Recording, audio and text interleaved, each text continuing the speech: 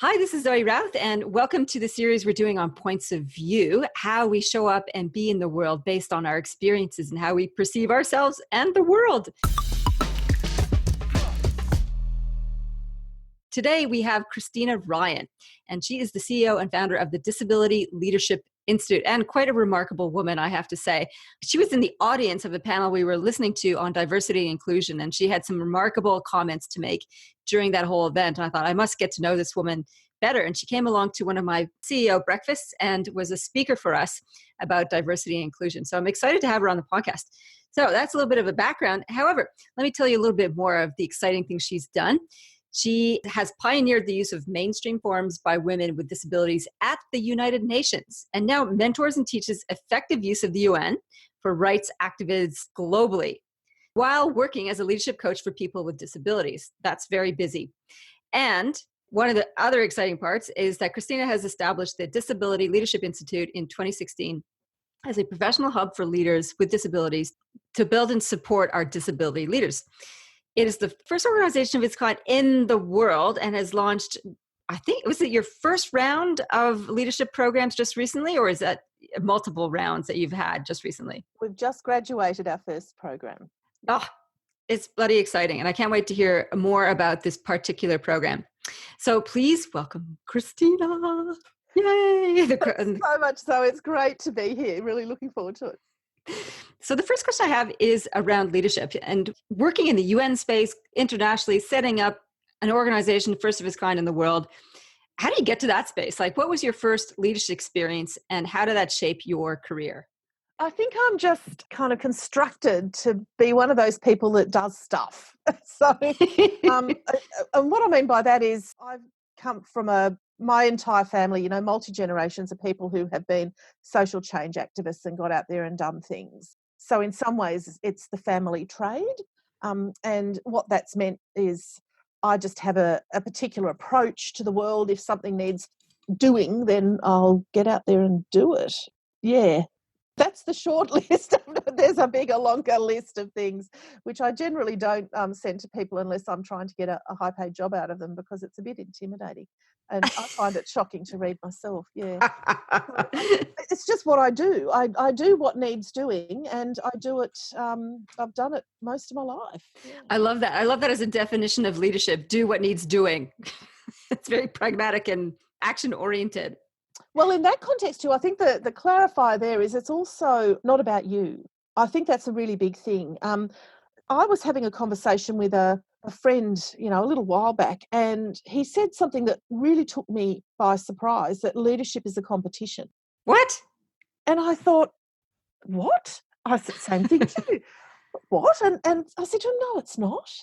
I said, no, it is not. It's exactly not a competition. It's actually about collaboration and pulling people together and making things happen, taking responsibility for action, but it's certainly not about competing with people. So in that context, I think, sometimes we mistake the people who end up in positions of prominence as being leaders.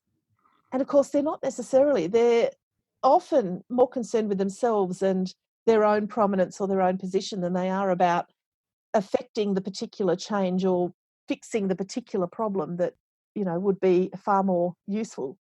I'm still stumped on that comment that leadership is a competition. Was it, do you think because he was looking at it's a competition to get into positions of leadership? Is that where that was coming from?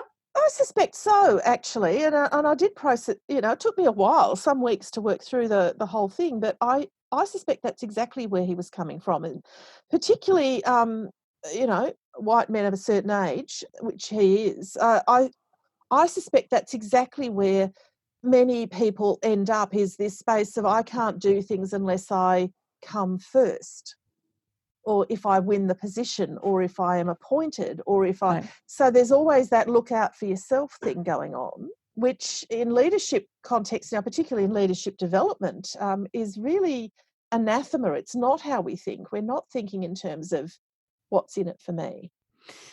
Well, not as your primary concern anyway, and certainly I think it's when people think if it is a competition, they're mistaking authority for leadership.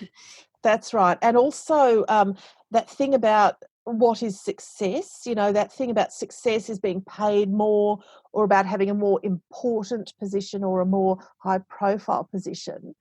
All of those things going together are somehow success, when of course what we also know from so much writing and discovery these days is that there's an awful lot of people in those spaces who aren't very happy and their lives aren't great. And so how is that success anyway? So I think in some ways that constant drive, that constant competitive drive, that sense of having to be at the front better than others in whatever way that better than is expressed, whether that's money or position or renown, is somehow the outcome, the thing to be driving for, when we have so much evidence suggesting that that's really the last thing you want to be doing if you want a great life that's going to bring you riches and enjoyment. I think that's a beautiful comment. And I was just interviewing another author, James Cerwillo, who talked a little bit about that. And he's got this great book called Men of Modern Leadership, The Seven Values. I can't remember the title, the rest of the subtitle. And I asked him, like, there's 7 values that he's researched that we need for contemporary leadership. I said, if there's a kingpin one in there, which one do you think trumps all the rest that you need primarily? And he said purpose. And I think that feeds into your comments about success, is that with a strong sense of purpose, which is outside of self in contribution to others, then that will steer our ship in a better way than being self-focused, which is the competitive piece in there. I think so. And it's interesting because I think that's where I have been very lucky indeed. I've been quite privileged with my background, because coming from such a strong social change family, you know, purpose is almost the thing that we learned from the beginning. You know, right from the before you can remember, purpose was the thing. And so there's always been a sense of the bigger world out there and what you're doing for it and how you're interacting with it, that I've never had to learn. And it took me by surprise some years ago to start seeing a lot of the, you know, it's fashionable now to write books about purpose. And it really took me by surprise, because I thought, why is this such a hard thing for people to get? But of course, they haven't got the benefit of, you know, generations of guidance that I had. So I guess I need to be a little bit more generous there. So, okay, I'm curious about this generations of social change activists, I'm guessing. Like, can you give us an example of some of your heritage in that area? Oh, there's plenty out there. If people want to Google me, they'll find it. So I guess my grandmother, for example, is credited with being one of the prime movers behind equal pay for Australian women. My aunt Wow. is one of my aunts is currently doing this fantastic massacre map of Indigenous massacre sites around Australia. Wow. Another aunt developed the first gender studies program at a university in Australia, which then became something that many universities started running through many decades. So, you know, that's just the sort of people we are. And yeah, that's just for starters, I guess. So I won't go on about it. I find that a bit awkward and embarrassing. But yeah, that's the family that I've had. It's a family of very proactive women, mainly, although, you know, my father was a bloke, obviously. And if we go back multiple generations, even the fact that we ended up in Australia in the first place is down to the activism of my ancestors in places like Europe and Ireland, which resulted in them needing to be in Australia to get away from difficult situations where they arose from. So it is right back multi generations. We've got about 6 generations of very strong trade unionists. So, you know, that aside is one thing that everybody is expected to simply be a part of a trade union in my family, and that's how it is, yeah. That's okay. Trade unions are good. And so we come to your activism and in the disability space and the creation of the Disability Leadership Institute. So let's talk about that. Why the Institute, and what purpose does it serve in advancing the cause for diversity and inclusion?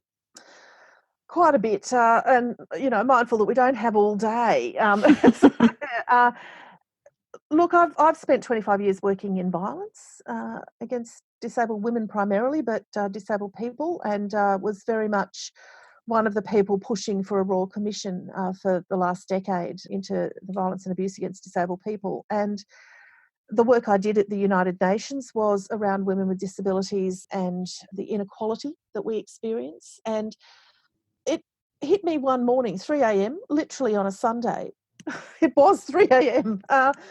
That part of the ongoing nature of these battles was that they are symptoms of inequality. And so we can be the ambulance at the bottom of the cliff. We can be fighting violence all that time. We can be fighting, general inequality. We can be fighting the fact that, more disabled men than women get services, more disabled men than women get access to education and employment programs, et cetera, et cetera. And disabled people generally have less access to employment. Only about half of us actually have jobs with money. So all of those are symptoms of the inequality, and there's so much out there that's the ambulance at the bottom of the cliff trying to scrape people up and pretend that we're doing something. And the reality is we're not changing anything. It just keeps happening. And my 3 a.m. moment was realising that what we need is people in leadership positions. I've got a bit of a conference speaking trick where I ask you, name me 5 leaders with disabilities that are alive and working today, because people always want to include a couple of our dead colleagues. And very few people can get to 5, and it's usually other disabled people. We just aren't there. At the moment, in all of the parliaments of Australia, we have 4 openly disabled people across all of those different parliaments. In the media, we just don't see disabled people in the media as commentators, as people who have a say, as respected experts across a range of areas, talking about the barrier reef or talking about massacre maps or whatever. They're just not there. That is shifting a little bit now. Some networks are more mindful of that.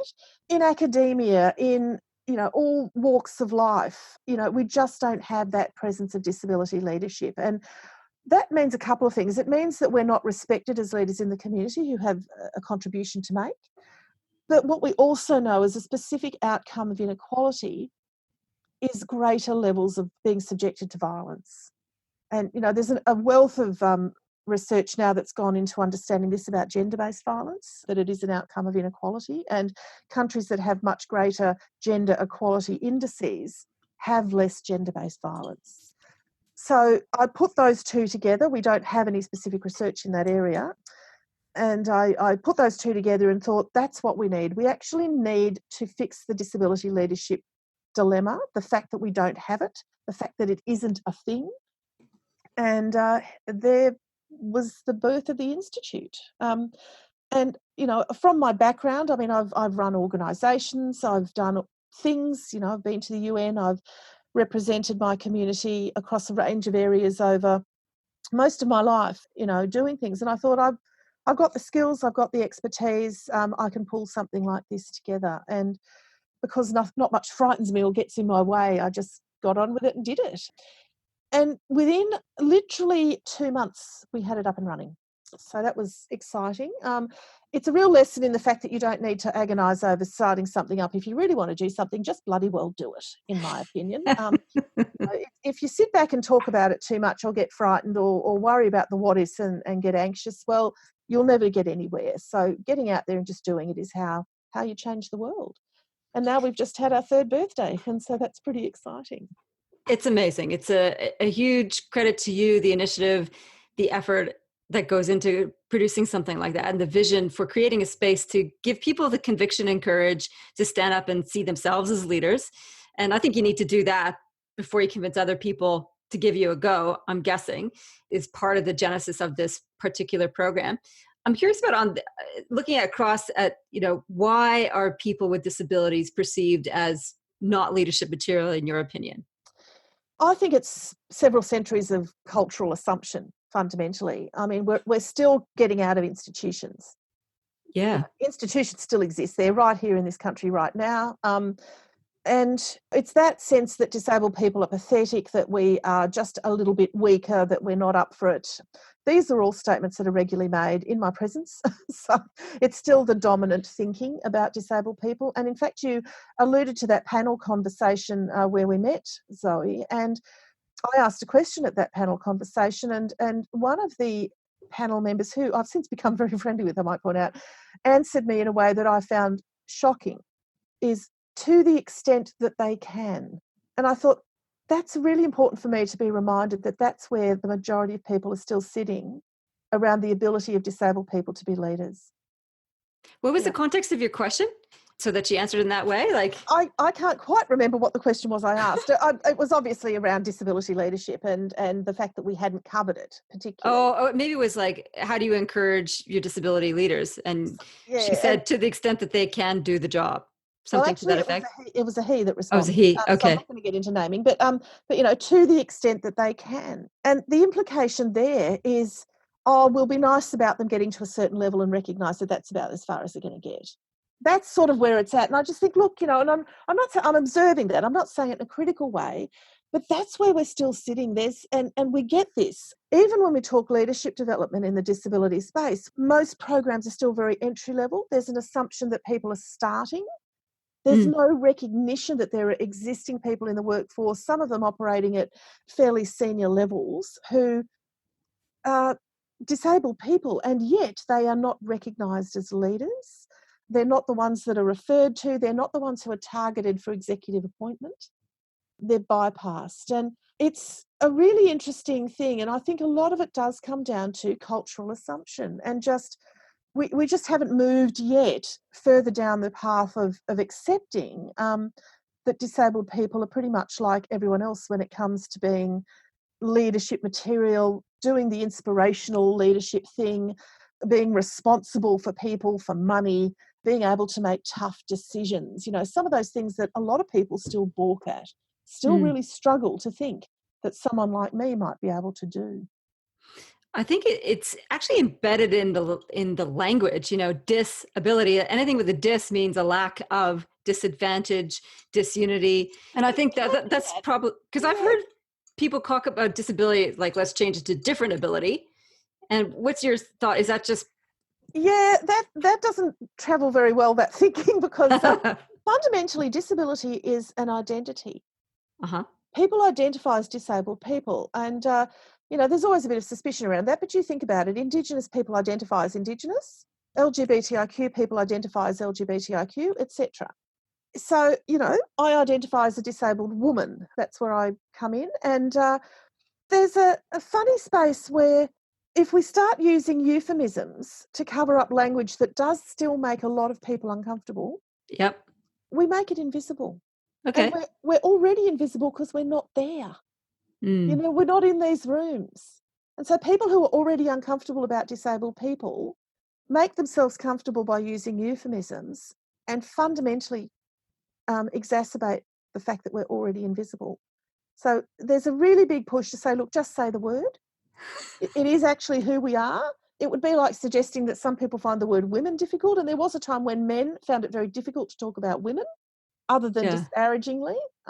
Or change the spelling Or of to change, women. Yeah. so we're in pretty much the same space when it comes to disability. We are people and we're here, and our disabilities is who we are. It is who we are. It's not a sort of an add-on. It's actually who we are. So, yeah, embrace it. That's fine. Go right ahead. Use the word. It's cool. It's cool. And there is a big cringe factor. There's a lot of awkwardness around disability, and, that's understandable. We're still not in places. I'm often the only person in the room when I'm at forums or roundtables, and it's a thing. People don't know where to go. They don't know where to look. They become very uncomfortable, and it's part of breaking those barriers and getting into those spaces is recognising that you cause discomfort in people. The other side of that coin is it's not actually my responsibility to deal with it. If it's your discomfort, then you deal with it, but don't think I'm unaware of it because I certainly am. And, we are still in that sort of delicate space. And, growing up in such a strong feminist family, I'm very mindful, 30 years ago, it was still very unusual for many women to be in many workplaces. There were extremely male workplaces and non-traditional fields. The women of those times experienced many of the same difficulties that disabled people are experiencing now around being the only one, about people being a bit awkward about how do I speak suddenly, because I can't use the language I've been using all this time if you're right in front of me. So we're just, different group of people, few decades down the track, pretty much dealing with the same stuff, really. Yeah. The in your face stuff. I've only had, in my experience, a taste of that when I had cancer. And it's similar in the effect. You tell people you're going through cancer, and all of a sudden people react in all sorts of different ways. I have family members who could not talk to me. Yep. Just, and it was nothing to do with me. I'm still the same human. I'm just dealing with this process. And she couldn't talk to me. She would just, because it spun stuff off in her brain, and other people flocked to my doorstep. So it was like, I'm making an assumption this is a parallel experience. You show up as who you are, and people have this flurry That's of it. effects. That's it. And it's particularly challenging. What happens is someone like me, and, for the listeners, I mean, you've seen me, Zoe, but many of the listeners haven't. I come with a large piece of hardware, as I call it. And, for someone like me to turn up to be your new boss, what's that going to do to people? It's confronting enough to have a new boss and to have to go through that process. We've all dealt with it. But what if it's someone like me who you don't even believe is going to be more intelligent than you, or has more experience, or actually knows how to deal with a crisis situation on the team? What happens then? Awkwardness is kind of the outcome. It's what we get. And people just don't know what to do.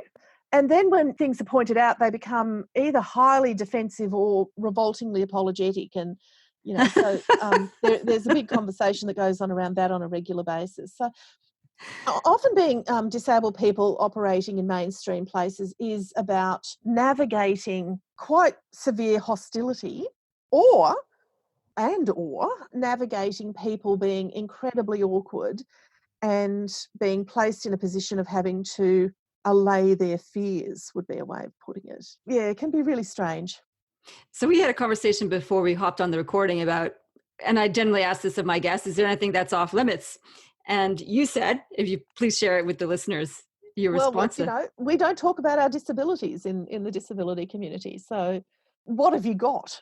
So, and most of us, particularly those of us who are, those of us that you can see by looking, complete strangers will come up to you in the supermarket, in the street, at a workplace. You might be the new person there and say, "Oh, what happened to you?"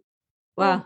Or what have you got? Or have you tried this treatment? Or what's this? And it's so suddenly my body is public domain, and I am obliged, apparently I have an obligation to talk about quite personal details. And I think, wow, I had an interesting analogy with someone I met a couple of days ago who used an analogy that was around them being pregnant, and said some complete stranger came up to them and put their hand on her belly and said, "Oh, how are you going?" as she rubbed her belly. And this woman, had one of those moments of clarity where you have the right response prepared, and reached back and rubbed the stranger's belly and said, "Oh, not too bad. How are you?" And the stranger, of course, was completely confronted by this woman moving into her personal space and doing this. And she said, "Well, you touched me first."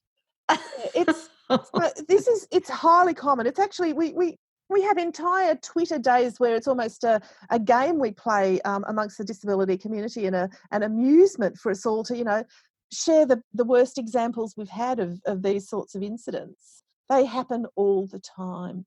So the wider world thinks it has a right to know about your disability and to know what your latest medical situation is, what treatments you're receiving, what difficulties you've encountered, etc. What are called in the Disability Discrimination Act intrusive questions. And yet I'm actually rude if I say, "Hang on, you don't have a right to ask me that."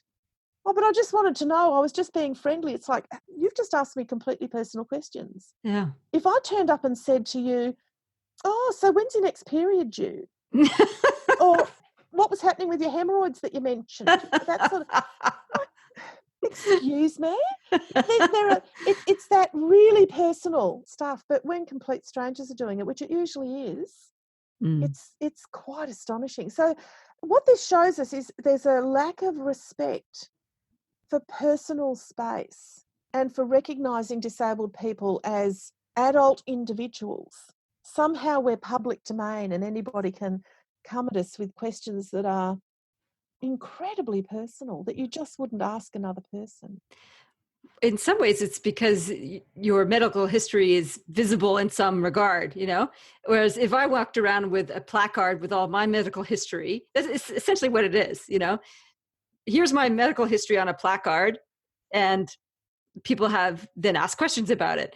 So people who don't have visible medical histories don't suffer that. But, I think that's sort of. I think that's probably true. And there is an increasing area called appearance activism in the disability community. And one of the people at the forefront of this is Carly Findlay, for anybody that wants to search for Carly. And Carly, Carly. Findlay with a D. Uh-huh. And Carly has a condition called ichthyosis. So she has very red skin, which flakes a lot. And it's all over her body. And Carly will find herself, she was recently, she talked publicly about being at a book signing at the Byron Bay Writers Festival, where she was talking about her latest book. And someone came up to her in the signing queue and actually offered her a treatment for her skin, to say, oh, I know how you could get that fixed. And Carly quite rightly said, well, I didn't come here to get my skin fixed. I'm here to sign books. Thanks anyway. It's that kind of level of intrusion where you just, for some reason, people feel they have a right to cross that line. Well, that's amazing. It's as if like she's not trying to do anything about it either. Is there assumption yes, or? this is what many of us actually talk about when we have these days of laughing about it. The reality is, did you actually think I've never had any medical attention of any sort? That I need your completely ignorant medical advice. And by the way, don't you think that I'd be discussing this with my team of doctors rather than with some complete stranger in a supermarket? And I have said that to one or two people. I usually just look at people and say, do you really think you've got a right to ask me that question? I've only had a few people who actually then felt they did. Most people suddenly realise they've crossed a line and back away.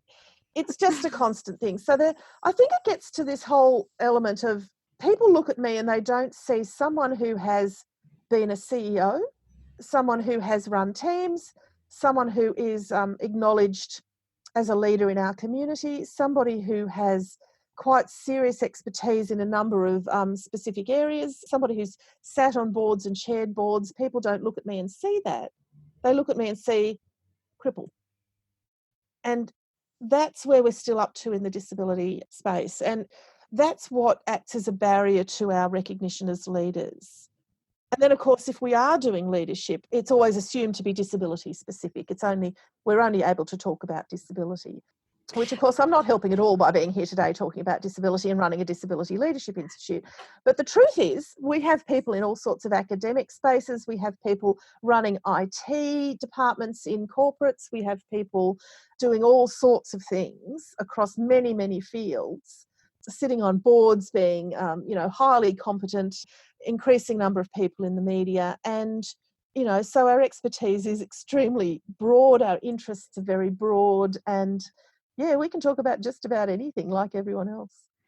Of course you can. And so let's talk about this paradox or this irony of the fact that like, why is it always through the disability lens? We are just leaders like everyone else. And here you have the Disability Leadership Institute with a whole program for people with disabilities. So tell me about that. Like, is the program that you've set up to encourage people and then you talk about generic leadership principles, or is there a particular flavor that's disability specific in the leadership content? So I'm asking from an educator's point of view, like how do you structure a leadership program for people with disabilities? Well, we use vertical leadership as our underlying leadership development space. We recognise that horizontal leadership is where most people are at. So that's your skill building, that's knowing how to run an organisation or how to draw up budgets or how to talk to the media or whatever. That's those things. Pretty much what you're going to learn in an MBA is your horizontal leadership. And then vertical leadership is about your development as a person. It's who you are. It's the type of leader that you become. We talked about people who are in it for themselves. That's very much an early to mid-level in the vertical leadership scale, those people. People who are subject matter experts and they know they're right, very mid-level. And our big program, we have a major 12-month program that we're just about to start our second intake of. Very exciting. And we work on vertical leadership and we work on really pushing people up that scale of vertical leadership into being people who are big picture thinkers, the people who make ripples, the people who transform the world around them, the people who really put thought into how to come at something from a different angle. Those incredibly complex problem solvers, highly collaborative people. The further you go up the vertical leadership scale, the more collaborative and inclusive you are as a person. It's a very big development space. At the top of your vertical leadership scale is what we call alchemists, and they're people like the Dalai Lama. So most of us aren't aspiring to get to that level because that's only going to be 1% of the world's population. Most of us settle a little bit under that. In fact, the vast majority of people, about 80% of people, are sitting right in that middle band, which happens, with any scale. You end up with most people sitting in the middle. And so we put people through a process of working on their vertical leadership development while actually doing that through a disability lens. And this is where it's unusual in a world first program, is most of the time when we start working on leadership, our disabilities become inconvenient. They're a bit awkward because we might operate differently as disabled people. But I think it's a white male, kind of able white male paradigm that leadership's been built around, which says you've got to work hard, you have to be working long hours, you need to be able to travel a lot, you need to be able to appoint into positions. So that means working at least, a 40-something hour week. You need to be able to command people, and that term command is often used. You need to be able to respond to difficult things and make harsh decisions, all of that sort of stuff. If we stop and think about it, that's based on centuries of leaders are men, usually white, and they operate in a certain way. What we're coming to understand about disability leaders is that we are highly inclusive people. We actually get that everyone's different. We're the experts in how to make sure that people are able to, regardless of who you are, we'll make it work for you. We're actually more innovative in the workplace because we're really excellent problem solvers. A lot of that's around operating in hostile environments and managing to get by. And also understanding that there's a level of resilience in disabled people that disability leaders specifically, this is not generic to all disabled people, but I would have to say disabled women particularly are the most resilient people I've ever met. And I say that quite advisedly. Most of the disabilities that disabled women have, the vast majority are living in quite severe chronic pain, and yet they're still parents, they're still out there holding down jobs, they're out there changing the world, doing stuff within that circumstance. And these people develop the most astonishing reserves of resilience that are just, if we could bottle it and sell it, we'd all be very wealthy indeed. That's just crude leadership stuff. There's also an extra element that we're starting to discover, which is really exciting, which is around how do we use our whole person as disability leaders instead of denying our disability, instead of pretending it's not there and trying to be the same able person that everyone else is. So to succeed in leadership, you don't need to be putting your disability to one side, which is what most of us have done over time. And many people with disabilities that I've come to know through the Institute have become extremely good at putting their disability to one side and, getting on with it, which means sustaining your work becomes very challenging in that environment. Sooner or later you crash and burn. Yeah. We throw around terms like self-care, with reckless abandon in our society these days. But in some ways, disability leaders you either have to master self-care or you're not going to succeed because you won't be able to sustain what you're doing. Living with disability is about maintenance. It's about knowing when you can and can't operate and being very aware of that. And it's also about understanding flexibility and how to create flexibility around you. So some of those things are really exciting, and we're just at the front end of learning a lot more about them. We're learning a lot more about the ways that disability leaders come around to things and solve problems and devise solutions because we have different ways that we need to operate. So highly flexible, incredibly innovative people. And it's pretty exciting to be part of in that regard. And we're all different.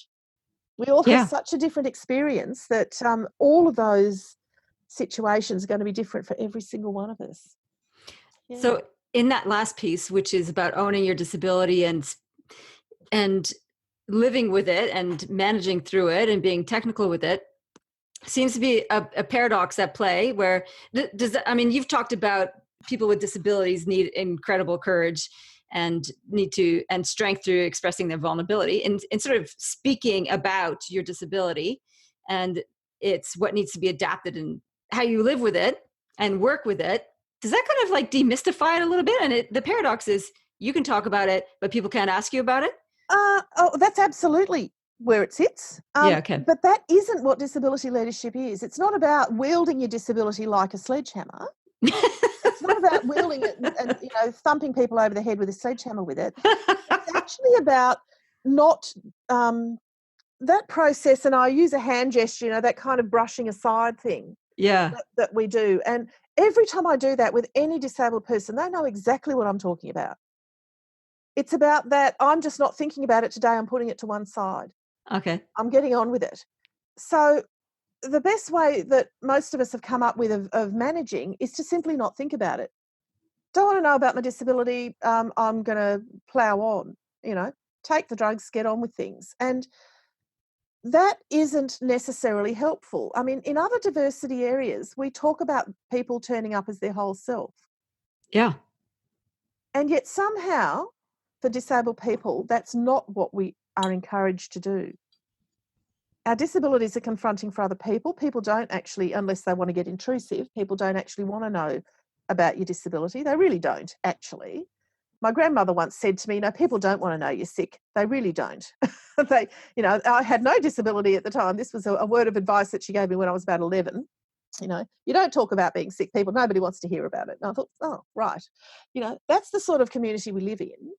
And so people don't want your specific disability stuff going on.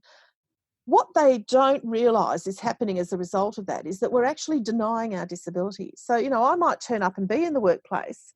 I am not going to ask for adjustment. I'm not going to say I need flexible conditions. I'm going to pretend that my disability doesn't exist. Mm. That is the experience that we know many, many people are having. It's why every single time I talk to whoever it is, a company or a government agency or an employer of any kind, they say, oh, we know we've got more people with disabilities, they're just not being open about it. I say, well, what do you think that says about your culture? What it tells me is that that person isn't feeling comfortable about being open about their disability. Mm. They're hiding it to the best extent that they can. Bearing in mind, most of us you can't tell by looking. Most people can get away with hiding it until they crash and burn. Mm. And so the real trick there, and this is what we're really starting to focus on, is that people are not only being their whole self, and that's part of what our program focuses on, is actually recognising where your disability is an asset, understanding how you use it. If you're a deaf person, slowing a meeting down so that you can see everybody talking and they don't all talk over the top of each other, actually makes that meeting work better for everybody, not just for you. Suddenly everybody is not just respecting and listening to everybody else, but everyone's getting a word in. It makes a very big difference to understanding what's going on because we all absorb information differently. And yet the deaf person has actually led the way and made that happen. That's just one small example. And we all have ways that we influence the world around us through our disability. And we all have ways that we use our disabilities to operate in environments. Those ways can actually be significant assets to our employers if we're not trying to conceal them. So I think this is incredibly important because it's about changing cultures. And I'm just trying to figure out in my head as you're talking, how do we make this work? I mean, you're helping disability leaders say, own your disability. It's an advantage. Talk about it. Be courageous to bring it to the table in spite of the cultures that want to tuck it away, hide it, and equate disability with disadvantage and problems. You're saying, no, let's revolutionize that. It's actually an asset for everyone, not just the person. So there's the individual person with disabilities. And then there's people who don't have disabilities in leadership positions. How the hell do we make that bridge if we can't talk about disability with a disabled person until they raise it? We don't spend all day talking about women in workplaces where women are. We don't spend, I mean, why do people feel the need to talk? I'm there to do a job. I'm there to be alongside you. I might be the head of diversity in my organisation, or let's put it another way, I might be running an IT team. Yeah. How the hell does talking about my disability make that work? We don't need to talk. Actually, we need to be talking about IT, and we need to be talking about the company's purpose and how we fit into it. So I'm confused. Do we talk about it or we don't talk about it? I think we've arrived at a point with disability where people think we are public domain. Yeah. We work alongside multiple gender workplaces. We work alongside multiple intersectional workplaces with people from different cultural backgrounds, Indigenous people. We don't spend all day doing nothing but talking about that aspect of that person. Yeah. Okay. And yet, that's what disabled people do, is they are expected all day, every day to be answering questions about their disability. And it is an all day, every day thing. All day, every day. All day, every day. It's not That's occasional. bloody exhausting. Can you imagine by the 8th time you get in the lift in your office building with complete strangers and several of them decide they have a right to start talking to you about your disability? At what point do you decide it's enough? The answer is actually it shouldn't be happening at all. You're there to work. You're there because you're an IT specialist. Yeah. I think there's a balance in there somewhere. I don't think we need to talk about it all day, every day. Like you said, we don't talk about the gender thing all day, every day. We've moved on from that. Well, maybe we have, maybe we haven't. Well, yes and no. If we're in an executive team, and there might be 3 women and 6 men on the executive team, because that's about the balance we're probably still at with most places. They don't spend all day noticing that 3 of them are women and talking about women. They actually talk about being on the executive team and matters that are there. If you're in a boardroom, you're actually talking about matters of strategy and oversight with the organisation. You're not there talking about, oh, by the way, you're a disabled person. And it isn't a topic of conversation. It doesn't need to be. Right. We got over this with women decades ago. It isn't a topic of conversation. It doesn't need to be. And me being all of me means that I'm actually open about my disability. I'm comfortable in my disability identity. It means I will actually feel comfortable saying, look, I'm not travelling well today. I'm going to go home early. That doesn't mean I need to be giving medical information to to peripheral team members. It means I might have a conversation with my immediate supervisor. As a CEO, I might say to my team, look, I'm not travelling well today. I'm going to knock off early. They don't need to be asking me about my disability and where that's at and how do I know I'm not travelling well and did I get a certificate and have I seen a doctor to say I'm not travelling well. They respect that I know who I am and that I'm able to do that. But they also go by my leadership example, because disability leaders are more likely to hire other disabled people. And so the leadership example that I set is it's okay to say I'm not travelling well today. It's okay to say I've got an appointment I'm going off to. It's okay to say, oh, it's time for my new wheelchair to arrive. I won't be in it until lunchtime on that day. It's okay to actually be open about that stuff. That's not talking about your disability. It's about your disability as an aspect of your existence. And it's a very different thing to being subjected to intrusive questions and the expectation that you should be sharing your medical history with people. It's a very different situation entirely. So I think we need to just get a bit real about that. It also creates a comfort zone. Yeah. If I'm actually comfortable saying something about where my disability is at or where I'm at as a person and my disability is part of me as a person. So, today I'm not travelling well. I overdid it this week. I'm a bit tired. That actually makes it more comfortable to have disabled people around. I've got friends, for example, autistic friends or friends who have psychosocial disabilities like schizophrenia, who will in the workplace be more open about the fact that I'm just not absorbing that information because I need you to give it to me differently, instead of pretending they're understanding and not doing as good a job as a result, which is what would have happened in the past. So, we're getting better at recognising that we operate differently. Everybody operates differently. We've all got something. And being able to actually not so much share that openly and be constantly in a share space, that's a bit exhausting. Nobody wants to sit around somebody who's constantly going on about themselves. I mean, how tiring. But that ability to say, oh, okay, well, that's not how I best absorb information. I just need to do this differently. What's a way of doing that? That's where we start to recognise that everyone's different and we accept that difference. And we accept the richness that that difference provides. And we also start to use it better. Diversity is fundamentally about difference. And Mhm. yet we put an incredible amount of energy into expecting everyone to turn into the same upright white person, usually men, that was there first. How is that diverse and how is that using everybody?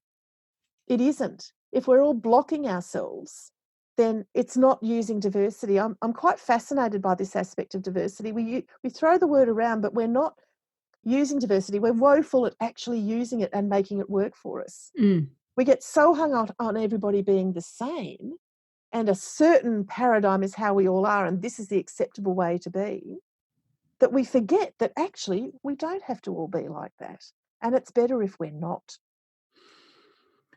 I think thank you for sharing that picture of what we ought to be doing and what is possible in the workplaces when we are truly inclusive and celebrate difference and actually use difference in a way that's productive for all. I think that makes a lot more sense. And it's an important distinction that I'm glad I now know, and I'm glad the listeners now have as well. Do you anticipate, and I'm wondering about this because in women's only forums, I anticipate or look forward to the day where we don't need women's only forums. Is that just human forums? Yeah. Forums? Do you have the same aspirations in the disability space where we don't need a special space for disability or not? You bet, absolutely.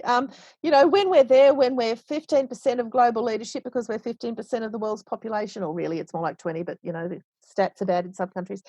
When we're there, when we're in those spaces, when the culture shifts because we're in the room, part of the decision-making groups, part of the respected leadership, because that's how we shift culture, we know that from the top, then we won't be needing all of this specialist attention. We're not there across any of the diversity groups yet. We're still working on the women thing. Yeah. So it's going to be a little while before we get to this, folks. So, no panic. We will get there eventually. But there won't be a need. When we start to accept that everybody is simply who they are, and we aren't hung up on difference, but rather embrace difference. Mm. When we achieve that point as a community, as a global society, yeah. I don't think I'll see it, unfortunately. I think it's probably a little way ahead, a good century or more down the track, possibly further. At the moment, our society has done a regression back towards creating division and being more focused on division and superiority of certain groups. So we just have to kind of keep going and know that we'll get there eventually, I suppose. I kind of see it slightly differently. Like, I agree, there's an emergence of what feels like a backwards trend in a developmental space. I actually think that could be this slingshot being pulled backwards and It that could may. bring us forward. And you see that in a lot of the rising conversations about what do we really want as a society. And so some days I feel doom and gloom about it, and some days I feel way more optimistic. I think so. And fundamentally, I am an optimist, I guess, because I've spent my life affecting change, and you don't do that if you don't think you're going to get anywhere with it, I suppose. So, Yeah. I don't spend a great deal of time anguishing about how awful things are, but I do recognise that something needs to shift. That's where the leadership stuff comes in, is the people who recognise where things could be shifted, where change can be made, and, work to develop that change and to pull together collaborators and to articulate what the vision might be. Some of those things go there, and we'll get there. We certainly will get there. And in the short period of the time that the Institute's been around, we've actually got language on the map now that disability leadership is a thing. It certainly wasn't there before. That language was simply absent. We've got the vast majority of Australia's major companies and many of our public sectors now recognising that disabled people can be leaders and that something must be done about that. Whereas previously, it didn't even feature in their diversity programs. Mm. So, in a very short period of time, we've affected some ripples. Those ripples will keep doing their thing. Well, I'm hoping that this podcast interview is part of that so that we can get these fundamentals of basic conversation out on the table and move on from that so we can actually talk about the big challenges that we need to solve as a society. And having more voices and more perspectives at the table is critical to that. Christina, Certainly is. Yeah. thank you so much for your generous time today, especially after a long and fulsome week I know that you've had.